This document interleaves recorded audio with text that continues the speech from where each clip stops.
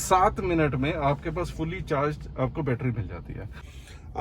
अच्छा, as a product Tata Nexon EV, मैं टाटा की बात कर रहा हूँ अभी, वो कैसा लगा आपको? क्या अर्थिंग कराना कंपलसरी होता है ईवी चार्जिंग के लिए, या फिर जो आपके घर में तरफ आते हैं? और इसमें मैं ये भी बता दूं कि जितना टाइम हमने सीएनजी को डेवलप करके और एक्सपेंड करने में लगाया उतना हमारे पास टाइम नहीं है। हेलो एवरीवन, आपका फिर से एक बार स्वागत है हमारे नए वीडियो में। आप इसे एपिसोड 2 भी कह सकते हैं। लास्ट वीडियो में हमने ईवी के बारे में काफ़ी बातचीत की, काफ़ी प्यार भी दिया आप लोगों ने, काफ़ी क्वेश्चन भी आए उस पर, तो वो हम बताएंगे इस पर। और मेरे साथ है अभी Manish sir welcome back again. हाँ, तो मेरे साथ है मनीष सर। गाड़ी के बारे में देखेंगे, जो हमने लास्ट वीडियो डाली थी उसमें कुछ कमेंट थे, कुछ मेरे पास ईमेल के थ्रू भी कुछ क्वेश्चंस आए, कुछ लोग प्लान कर रहे हैं ईवी खरीदने का। तो इस वीडियो में हम कोशिश करेंगे उन सारे क्वेश्चन को कवर करने की। मैं समझता हूँ कि सारे क्वेश्चन का स्टार्ट करते हैं। तो सर, बहुत बहुत धन्यवाद, आपने समय दिया। तो सर, पहले ये बताइए कि अभी जो आप ईवी चला रहे हैं, ईवी चलाने से पहले आप कौन सी गाड़ी चला रहे थे सर? मैं होंडा सिटी चला रहा था। ओके, तो रफली 10 साल के करीब मैंने चलाई है। ठीक है। तो होंडा चला रहे थे आप और अब चला रहे हैं आप नेक्सॉन ईवी। तो आपको चलाने का जो ओवरऑल ड्राइविंग एक्सपीरियंस है इसमें काफ़ी स्मूथ है जी। मैं इनफैक्ट होंडा सिटी पे जो मेरे पास थी वो ऑटोमेटिक थी जी। और इनफैक्ट मैं रफली 14-15 साल से मैं ऑटोमेटिक गाड़ी चला रहा हूँ, जिसमें होंडा सिटी मैंने काफ़ी प्रेडोमिनेटली यूज़ करी थी। तो मेरा एक जो रीज़न था कि मैं नई गाड़ी जो भी ख़रीदना चाहता था तो मैं चाहता था कि मैं ऑटोमेटिक ही ख़रीदूँ। तो ये एक बहुत बड़ा फैक्टर था, बहुत बड़ा एक मेरे को बेनिफिट मिला जब मैंने इलेक्ट्रिक के बारे में जब मैं कंसिडर कर रहा था। तो इलेक्ट्रिक कार नॉर्मली ऑटोमेटिक होती है, ऑब्वियसली इसमें क्लच नहीं होता। तो जब आप स्टॉप एंड गो ट्रैफिक में जब आप गाड़ी चलाते हैं तो you will feel the difference कि this car is very very smooth. कुछ और क्वेश्चन भी थे, मैं आपको एक एक करके और स्टार्ट करता हूँ। जैसे एक क्वेश्चन आया था कि एक हमारे सब्सक्राइबर हैं, वो पूछ रहे हैं कि अगर मैं किसी फ्लैट में रहता हूँ, छठे माले पे रहता हूँ या 8th फ्लोर पे रहता हूँ, और तो मैं क्या मुझे ईवी लेनी चाहिए? अगर लूँगा तो उसको किस तरह से चार्ज करना होगा, क्या होगा उसमें? उसको आपने किस तरह कुछ फेस किया है इस तरह का? अगर एक हाउसिंग सोसाइटी में रहता हूँ, मेरा फ्लोर, मैं छठे फ्लोर पे रहता हूँ या 8वें फ्लोर पे रहता हूँ, तो ऑब्वियसली मेरे को चार्जिंग लगाना थोड़ा सा मुश्किल काम हो सकता है। इसीलिए ये चीज़ करनी चाहिए कि जो हमारे ऑफिसेज हैं, जिन कंपनियों में हम काम करते हैं, उनको ये करना चाहिए कि अपने जो ऑफिस की पार्किंग है, जो एम्प्लॉयज़ के लिए जो बनाते हैं, वहाँ पर उनको ईवी रीचार्जिंग, फास्ट चार्जिंग के उनको चार्जिंग स्टेशन लगाने चाहिए। अगर आप 50 लोगों की या 40 लोगों की पार्किंग के लिए आपने इंफ्रास्ट्रक्चर ऑलरेडी बनाया ही है, क्योंकि पार्किंग स्पॉट है, तो वहाँ पे आप ईवी चार्जिंग के स्टेशंस लगा सकते हैं। कि हमारे पास जो ईवी फास्ट चार्जिंग का इंफ्रास्ट्रक्चर है वो आज इस टाइम पे बहुत लिमिटेड है जी। ईवी फास्ट चार्जिंग के स्टेशंस अवेलेबल हैं सिटी पे। आप अगर ऑफिस से निकल के घर आते हैं, बीच में आपको 1 घंटा या 1.5 घंटा रुक के अगर आपको अपनी गाड़ी को चार्ज करना है तो it will be cumbersome, it will be difficult.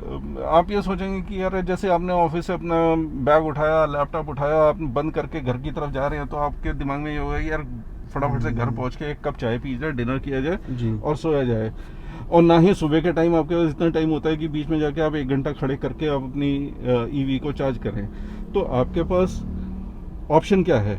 या तो एक ऑप्शन है कि आप वीकेंड का इंतज़ार करें जी, कि आप कहीं पे भी अपनी फास्ट चार्जिंग के लिए आप जाएं, एक फास्ट चार्जिंग स्टेशन जो आपके नियर बाय हो, आप वहाँ जाएं। या आपके पास फिर उसमें भी वीकेंड में भी आप बोलेंगे कि अरे बच्चों के साथ हमको घूमने जाना है, मूवीज़ देखने के लिए जाना है। अगेन यहाँ पे भी एक पॉइंट आता है कि जो शॉपिंग मॉल्स हैं, shopping malls should install fast charging stations. जैसे आजकल गुड़गांव में, दिल्ली में, नोएडा में जो शॉपिंग मॉल्स हैं वो पार्किंग लॉट में कार वॉशिंग के उन्होंने सेटअप बना रखे हैं। तो भाई ईवी चार्जिंग के भी स्टेशंस लगा दो। बिल्कुल ठीक कह रहे हैं आप, बिल्कुल सही कह रहे हैं आप, इस तरह का होना चाहिए। बट सर, अगर जैसे मैं आपको एक क्वेश्चन पूछ लेता हूँ वैसे तो मुझे इसका आंसर पता है, बट फिर भी मुझे पूछना चाहिए, मुझे लगता है। मैं 8th फ्लोर पे रह रहा हूँ, तो आज की तारीख में मुझे ईवी नहीं लेनी चाहिए, इसका मतलब है अगर मुझे कोई इस तरह की प्रॉब्लम्स हैं।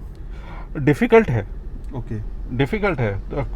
पॉइंट वहीं पे आता है कि आप क्या फ़ोरगो करना चाहेंगे। जी क्या जी। आप 100 रुपये का पेट्रोल, अभी तो खैर 100 रुपये का भी नहीं है, अभी तो अब तो 106 का हो गया, दिल्ली की बात करें तो क्या 106 रुपये का पेट्रोल मैं डलवाना प्रेफर करूँगा? क्या थोड़ी सी परेशानी लेके उसको चार्ज करना पसंद करूँगा? ये क्वेश्चन मेरे आंसर करने के बजाय जो व्यूअर है वो हाँ, खुद अपने आप आंसर करें।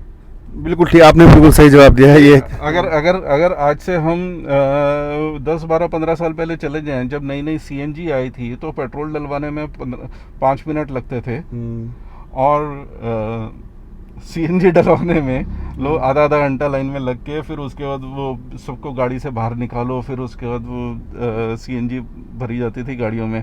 आज भी सर है, आज भी सीएनजी में है, बट थोड़ा टाइम कम हो गया है क्योंकि उसका नेटवर्क थोड़ा सा स्ट्रांग हो गया है, बट आज भी 15 से 20 मिनट कहीं कहीं लग जाते हैं सीएनजी में। पहले तो ये होता था कि आपको ढूंढना पड़ता था कि सीएनजी का स्टेशन क्या है। अब आपको इंडियन ऑयल के पेट्रोल पंप पे भी सीएनजी का स्टेशन मिल जाता है। पहले आपको सिर्फ आईजीएल का ही देखना पड़ता था। तो वही चीज़ें हैं कि थोड़ा सा इनको इंक्रीज करना पड़ेगा। जी जी जी। अब नेक्स्ट क्वेश्चन की तरफ आते हैं। और इसमें मैं ये भी बता दूं कि जितना टाइम हमने सीएनजी को डेवलप करके और एक्सपेंड करने में लगाया, उतना हमारे पास टाइम नहीं है। जी।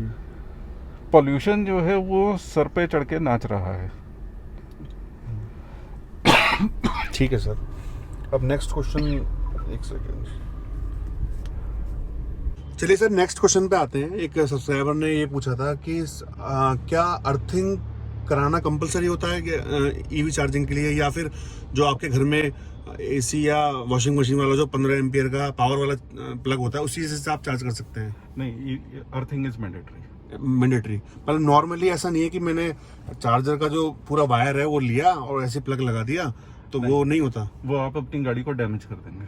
मतलब चार्ज तो कर देगी मगर नहीं, प्रॉब्लम? नहीं, ओके। वो गाड़ी को ही डैमेज कर देगी अगर आपकी वायरिंग प्रॉपर नहीं है तो। ओके। अच्छा, किसी घर में ऑलरेडी पहले से अर्थिंग हो रखी है तो कोई दिक्कत नहीं है? हाँ, जैसे मेरे घर में पहले से अर्थिंग थी। अच्छा। थोड़ी सी उसमें कुछ करेक्शन की ज़रूरत थी, तो वो कर दिया था। और उसके बाद से अगर बिना अर्थिंग के, पहली बात तो चार्ज ही नहीं करेगी। हाँ। और अगर आपकी अर्थिंग प्रॉपर नहीं है तो जी। गाड़ी डैमेज होने के भी चांसेस हैं। ठीक है, चलिए। अच्छा सर, नेक्स्ट क्वेश्चन है कि वारंटी, अच्छा वारंटी कितने साल की इसकी बैटरी पे? हाँ, ये एक बहुत इंपॉर्टेंट क्वेश्चन है। लोग not just warranty is not an important topic. The more important topic is life, और उसमें बहुत सारे मिसकंसेप्शन है लोगों के। जी। देखिए, इसमें अनलाइक मोबाइल फ़ोन की, जैसे आपके मोबाइल फ़ोन की बैटरी 2 या 3 साल में ख़त्म हो जाती है। ऑल्दो आप चाहें तो मोबाइल फ़ोन अपना 10 साल भी चलाना चाहें तो चला सकते हैं। अगर आपके घर में अगर 10 साल पुराना मोबाइल फ़ोन भी हो तो चल जाएगा, आज भी चल जाएगा। लेकिन इसमें क्या होता है कि इसमें ऐसा नहीं है कि एक सिंगल बैटरी नहीं है। ओके। इसमें बहुत सारे बैटरी सेल्स हैं। जी। और हालांकि Tata gives 8 years warranty, which is fine, बहुत अच्छी बात है। फिर उसके बाद ये है कि वो बैटरी जो है वो पूरा एक बैटरी पैक नहीं मरेगा। जी। उसमें कुछ सेल्स होंगे जो वीक होना स्टार्ट हो जाएंगे, और वो सेल्स जो हैं वो डाई आउट होने स्टार्ट हो जाएंगे। आपको सिर्फ वो सेल्स को ही रिप्लेस करना है। तो एक ये बार बार जो क्वेश्चन आ रहा है कि क्या मेरे को बैटरी पूरी की पूरी रिप्लेस करनी पड़ेगी। जो कुछ लोगों का कहना ये है कि आज अगर 16 लाख की गाड़ी है तो 8 लाख की बैटरी पड़ेगी। नहीं, वो 8 लाख का अगर होगा, अभी तो खैर उसकी कोई कॉस्ट ही नहीं है, लेकिन अगर वो 8 लाख का अगर कुछ है भी, तो वो पूरा बैटरी पैक है। और आपका पूरा बैटरी पैक आपको रिप्लेस करने की जरूरत नहीं है। आपको उस बैटरी में से सर्टेन सेल्स होंगे जो वीक हो जाएंगे, सिर्फ वो सेल्स आपको रिप्लेस करने पड़ेंगे। ओके, ठीक है सर। अच्छा सर, अगला क्वेश्चन है कि मुझे क्या, अगर मेरे पास कोई भी गाड़ी नहीं है और मैं पहली गाड़ी ले रहा हूँ एज ए प्राइमरी कार, तो क्या मुझे वो लेनी चाहिए? मैं तो कह ही रहा हूँ, मैं तो हमेशा ये कहता हूँ कि अगर आज की डेट में आप 2021 में आप बैठे हुए हैं और आपको एक गाड़ी खरीदनी है, तो मैं तो कन्विंस्ड ही नहीं हूँ कि पेट्रोल या डीजल की कोई गाड़ी खरीदे कोई आज की डेट में। जी। आपको आज ईवी खरीदनी है। आपके पास एक रीजन होना चाहिए कि मेरे को पेट्रोल की गाड़ी या डीजल की गाड़ी या सीएनजी की गाड़ी खरीदनी है। उसका आपके पास एक रीजन होना चाहिए कि जी मेरे डेली कम्यूट जो है वो 200 किलोमीटर का हो जाता है। जी। मैं एक ऐसी जगह पे जाता हूँ जहाँ पे मैं रिटर्न जो है सेफली वापस नहीं आ सकता। जी। मेरे घर में जो डोमेस्टिक पावर सप्लाई है वो एराटिक है, जी। या मेरे पास फास्ट चार्जिंग ऑप्शंस नहीं है, या मेरा बहुत ज़्यादा रूटीन में लॉन्ग डिस्टेंस ट्रैवल होता है हर वीकेंड में, चाहे बिजनेस या फैमिली या किसी और रीज़न के लिए, प्लेजर के लिए। जी। मेरे को अगर बहुत फ्रीक्वेंटली अगर ट्रैवल होता है तो मेरे को पेट्रोल गाड़ी पे या डीजल गाड़ी पे जाना चाहिए या सीएनजी गाड़ी पे जाना चाहिए। Otherwise I don't see any reason why one should not buy an EV today in 2021। Okay, चलिए ठीक है सर। मेरा नेक्स्ट क्वेश्चन था कि वो आपने उसका जवाब पहले दे दिया कि अगर मैं ट्रैवल ज़्यादा करता हूँ तो आपने उसको इसी में इंक्लूड कर दिया। चलिए गुड है। ओके, अच्छा अगला क्वेश्चन ये है कि जैसे आप गाड़ी लेके चलते हैं, वैसे तो आपको पता होगा कि मेरा ट्रैवल कितना है दिन का, बट फिर भी एक रेंज की जो एंजाइटी है, जो रेंज का जो स्ट्रेस है, यार अब इतनी रह गई, अब इतनी रह गई, क्या आपकी नज़र बार बार जो आपका मीटर है, ट्रिप मीटर, उस पर रहती है? उसको आंसर मैं इस तरीके से करूंगा कि ये बिल्कुल सही बात है कि रेंज एंजाइटी एक चीज है। आपको पता होता है कि भाई मेरी ये तो रेंज एंजाइटी बैटरी लाइफ के ऊपर बोले, या मोबाइल की बैटरी, जी। या इवन फॉर दैट मैटर जो महीने में जो सैलरी क्रेडिट होती है वो महीने के एंड तक आते आते वो सैलरी की भी एंजाइटी हो जाती है। लेकिन उन सबसे बड़ी जो एंजाइटी आजकल है कि जब सुबह पेपर पढ़ते हैं, पेपर उठा के देखते हैं तो ये देखते हैं कि आज पेट्रोल का रेट क्या है। तो पेट्रोल के रेट की जो एंजाइटी है वो शायद बैटरी की एंजाइटी या बैटरी की रेंज की एंजाइटी से बहुत ज्यादा है। मैं बहुत क्लियरली, मेरे को बैटरी की एंजाइटी तब तक नहीं है जब तक मैं ऐसी अनकंफर्टेबल ड्यूरेशन के लिए ड्राइव कर रहा हूँ या अनकंफर्टेबल डिस्टेंस के लिए ड्राइव कर रहा हूँ। मेरे को अगर सिर्फ एक लोकल कम्यूट के लिए ऑफिस से घर, घर से ऑफिस अगर मेरे को कम्यूट करना है, उसके लिए मेरे लिए दिस इज एनफ। क्वेश्चन पे चलते हैं कि कुछ मतलब कमेंट आए थे तो हमारी लास्ट वीडियो में कि ये दर्द है 16 लाख का है, क्या है कि अगर आप चलाने की कॉस्ट इसकी इतनी सस्ती है, इतनी चीप रनिंग कॉस्ट है, तो जो लोग हैं वो सब्सिडी क्यों मांग रहे हैं इस पे, तो उस पे उसके बारे में आप क्या कहना चाहेंगे? देखिए, इसमें दो तीन चीजें हैं। पहली बात तो ये कि मुझे दर्द किस चीज का है। मैं अगर आज मेरी जेब में 15 लाख रुपए पड़े हुए हैं और मैं सोचता हूँ कि मुझे गाड़ी खरीदनी है, तो मेरे पास इस टाइम पे ऑप्शन ही कोई नहीं है। सिर्फ एक टाटा नेक्सॉन ईवी है और अभी एक जो उन्होंने नई टिगोर ईवी लॉन्च की है, तो मेरे पास कोई ऑप्शन नहीं है। मैं चाहता हूँ कि रेनो की, निसान की, होंडा की, टोयोटा की, मारुति की, महिंद्रा की। बाय द वे, महिंद्रा तो एक ऐसी कंपनी है जो जिनका ईवी में बहुत अच्छा एक्सपीरियंस रहा है। उन्होंने रेवा को खरीद के E2O निकाली और उसके बाद उन्होंने डिसकंटिन्यू कर दी for whatever reasons beyond what I understand. वो फॉर्मूला ई में अपनी मोटर रेस भी कर रहे हैं। They have won formula E races also. मैं समझ नहीं पाता हूँ कि why other companies are not investing in. मैं हमेशा इससे ये कहता हूँ कि 2021 में अगर आप पेट्रोल की गाड़ी खरीद रहे हैं तो आप अपना नुकसान कर रहे हैं, आप अपने देश का नुकसान कर रहे हैं। वो कैसे? बहुत सिंपल सी बात है। अगर आप अपने एनवायरनमेंट को नहीं बचाएंगे, आप अगर पेट्रोल या डीजल या उससे आप अपने एनवायरनमेंट को धुआं करके अगर आपको एनवायरनमेंट को खराब करना है अपनी कंट्री का, तो good luck to you, seriously. और शायद बहुत कम लोगों को मालूम होगा कि there is a Paris agreement जो क्लाइमेट के ऊपर हुआ था। उस एग्रीमेंट के हिसाब से अब ये है कि बहुत सारी कंट्रीज अब इस चीज के ऊपर विचार कर रही हैं कि there will be something called as carbon tax. कि मतलब बहुत सारी कंट्रीज जो इंपोर्ट करती हैं लाइक फ्रॉम चाइना और फ्रॉम इंडिया, तो any product which is exported from let's say from India to Germany, तो जर्मनी उसके ऊपर कार्बन टैक्स लगा सकता है। तो अगर अगर ये 1000 रुपए का अगर कोई एक प्रोडक्ट है जो मैं यहाँ से अगर बेचता हूँ और मैं एक्सपोर्ट करता हूँ तो जर्मनी उसके ऊपर टैक्स लगा देता है। Whereas China is doing enough in EV business. वो अपने ईवी बिजनेस में इतना ज़्यादा इन्वेस्टमेंट कर रहे हैं कि उनकी एक substantial portion of their new car sales are on EV, जी, तो they will actually score on saving that carbon tax, जो हमको पे करना पड़ेगा, हमारी इंडस्ट्री को पे करना पड़ेगा। अगर हमारी इंडस्ट्री के एक्सपोर्ट्स नहीं होंगे तो हमारे यहाँ पे जॉब्स नहीं क्रिएट होंगी। तो आप अगर आपसे 5 साल के बाद 10 साल के बाद देखेंगे, we will not be able to compete in the export business in general. Sorry मैं डिविएट कर गया हूँ टॉपिक से, लेकिन ये बहुत इंपॉर्टेंट है। नहीं, डेफिनेटली सही कह रहे हैं आप। चलिए, मैं ये तो खैर इस चीज़ का कोई एंड नहीं है।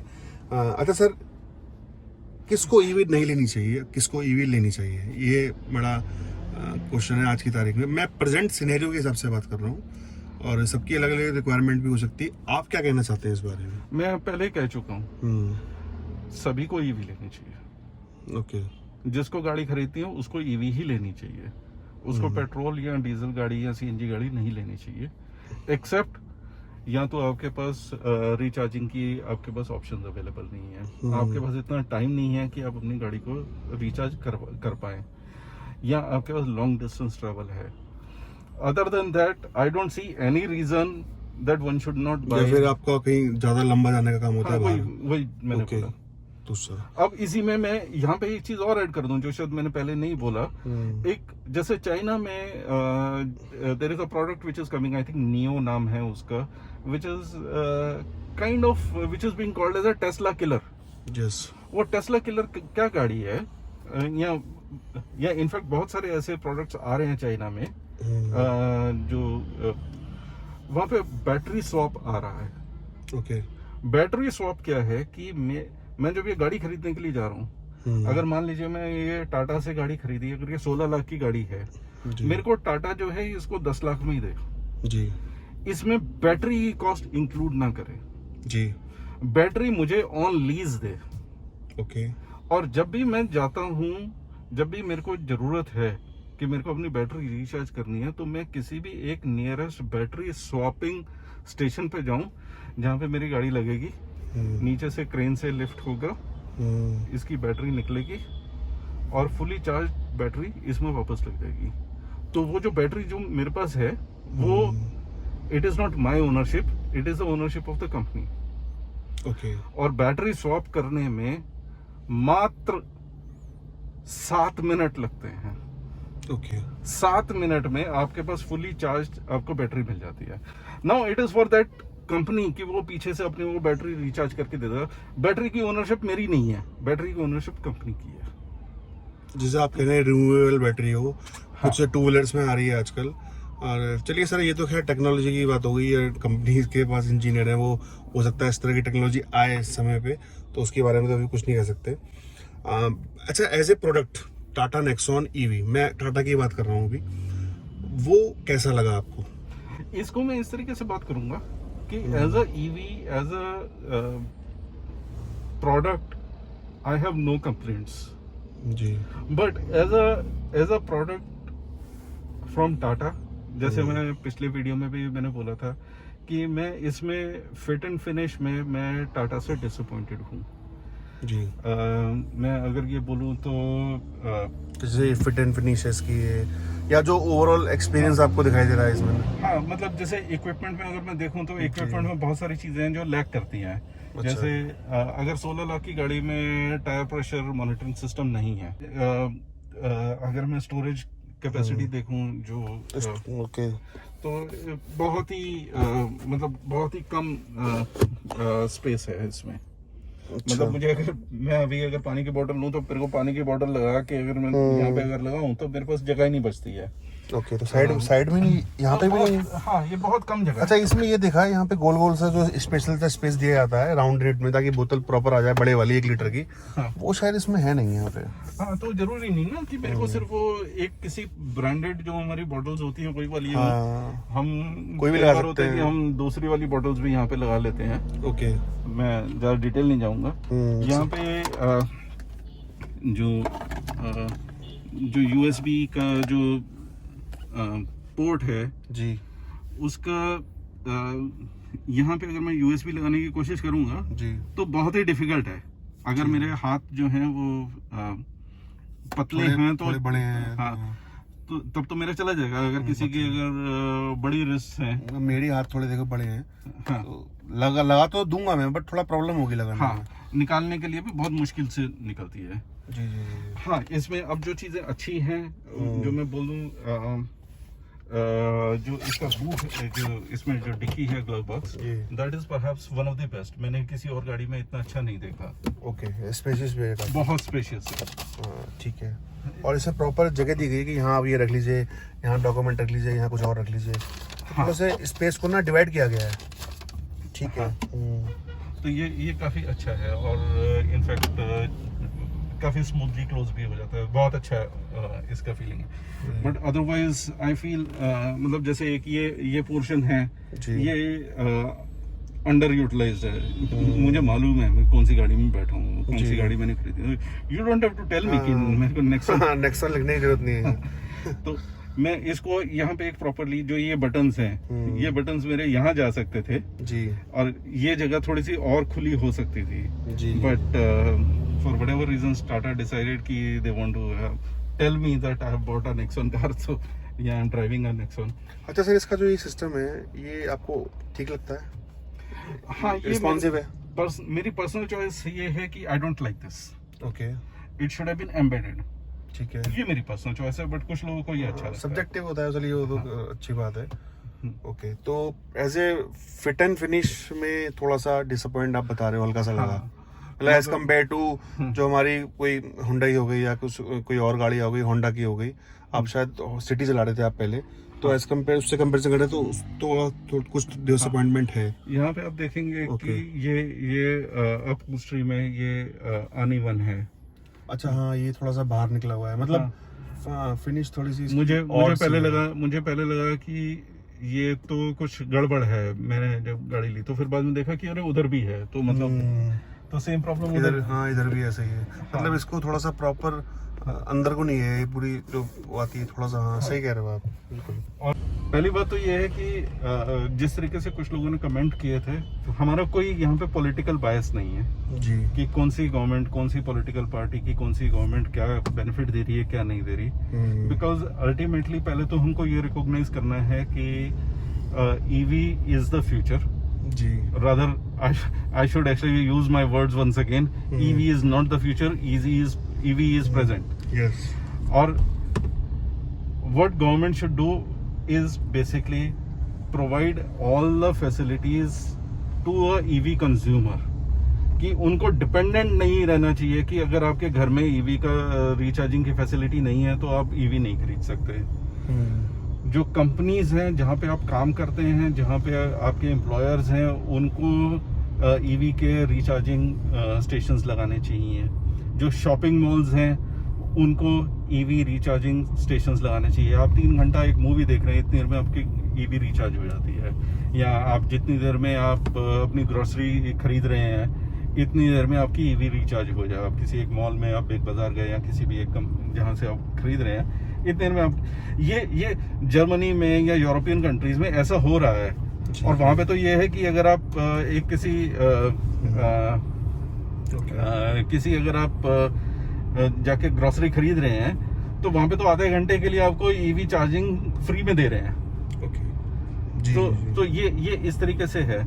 फिर अब मैं जिस तरीके से पहले भी बता रहा था कि आप टाटा मोटर्स की वेबसाइट पे जाएं जी, आप जो भी आपकी लोकल स्टेट है या लोकल आपकी टाउन है या सिटी है जहां आप बिलोंग करते हैं, चाहे वो रांची है या जबलपुर है या गोरखपुर है या रुद्रपुर है, जो भी आपकी लोकल स्टेट है, आप टाटा मोटर्स की वेबसाइट पे जाके चेक कीजिए कि आपको क्या ऑन रोड कॉस्ट पड़ेगी। ओके, आप उसको कंपेयर कर लीजिए, Tata Nexon petrol versus Tata Nexon EV, कितना कॉस्ट डिफरेंशियल आ रहा है। आप वहाँ पे अपना कॉस्ट देख सकते हैं। आप वहाँ पे ये भी देख सकते हैं कि कौन सी लोकल गवर्नमेंट आपको सब्सिडी दे रही है या नहीं दे रही है। ठीक है। कुछ लोगों का एक मिसकंसेप्शन है कि फेम सब्सिडी मिल रही है सेंट्रल गवर्नमेंट की तरफ से। Answer is no, FAME subsidy is only for commercial vehicles. अगर मैं इसको एज अ टैक्सी चलाना चाहता हूँ तो मेरे को सेंट्रल गवर्नमेंट की तरफ से सब्सिडी मिल रही है। ओके, वो अच्छी बात है, लेकिन प्राइवेट कंज्यूमर को कुछ नहीं मिल रहा है। चलिए सर, मैं इसमें कुछ चीज़ें मतलब ऐड कर देता हूँ। इसमें मैं आपको ये बता रहा हूँ कि अभी टाटा मोटर्स का कुछ करार हुआ है 7,500 करोड़ रुपए को लेके, जो अगले 5 साल में वो अपने ईवी कारोबार में इन्वेस्ट करने वाले हैं, जिसमें आपका ईवी का इंफ्रास्ट्रक्चर को इम्प्रूव किया जाएगा। और जो आपका चार्जिंग स्टेशन टाटा पावर, जो इनकी कंपनी टाटा मोटर्स की खुद की कंपनी टाटा पावर, उसके थ्रू कुछ स्टेशन भी लगाए जाएंगे अगले 5 साल में। तो डेफिनेटली अगर आप ईवी का बाय करने का सोच रहे हैं तो आप ले सकते हैं, बिल्कुल ले सकते हैं। बहुत फ़ायदे हैं। देखिए, हर चीज़ के फ़ायदे और नुकसान दोनों होते हैं, बट हमें डिसाइड करना है कि हमारी रिक्वायरमेंट क्या है, उसके अकॉर्डिंग आप उसको चूज़ कर सकते हैं। कोई आवाज़ नहीं है, पोल्यूशन नहीं है, इंजन का पंगा नहीं, कुछ नहीं, रिंगा पिस्टन, ये धुआं, क्यों सर, सही कह रहा हूँ ना? वो कुछ नहीं है, मतलब बहुत और 200-250 किलोमीटर एक डिसेंट रेंज होती है। आने वाले समय में कुछ और भी चीज़ें इसमें ऐड हो सकती हैं, जो आपकी हो सकता है इसकी रेंज और भी आगे इम्प्रूव कर दी जाए, बैटरी को लेके या कुछ सॉफ्टवेयर अपडेट्स को लेके। तो ऐसा नहीं है कि जब अगर हम ही लोग नहीं लेंगे तो कौन लेगा? देखिए, जैसे जैसे हमारी सड़कों पे गाड़ी की तादाद बढ़ती जाएगी ना, इसकी प्राइसिंग कॉस्टिंग भी अपने आप इसकी कम होती चली जाएगी। तो ये सर, ये कुछ सवाल थे। वीडियो लंबा ज़रूर हुआ है, बट अगर आपने यहाँ तक देखा है तो इस वीडियो को लाइक और शेयर ज़रूर कर दीजिएगा, और सब्सक्राइब तो आप कर ही लेना हमारे चैनल को। और भी हम ईवी को लेके नई नई चीज़ें, कुछ और अपडेट्स आएंगी तो आपको बताने वाले हैं। और मनीष सर का बहुत बहुत धन्यवाद मैं बोलना चाहूँगा, जिन्होंने हमसे सारी इन्फॉर्मेशन बड़े डिटेल में शेयर की। और आई गेस हमने आपके सारे सवालों के जवाब दे दिए होंगे। कुछ और भी अगर रहता है तो आप मेरे को कमेंट कर सकते हैं, हम वहाँ भी आपसे शेयर कर लेंगे। और कुछ और अगर मैं मिस कर गया हूँ कुछ चीज़ें, तो नेक्स्ट वीडियो में हम आपको अपडेट कर देंगे। तो यहाँ तक बने रहने के लिए बहुत बहुत धन्यवाद। Manish sir, thank you so much. Thank you for having me.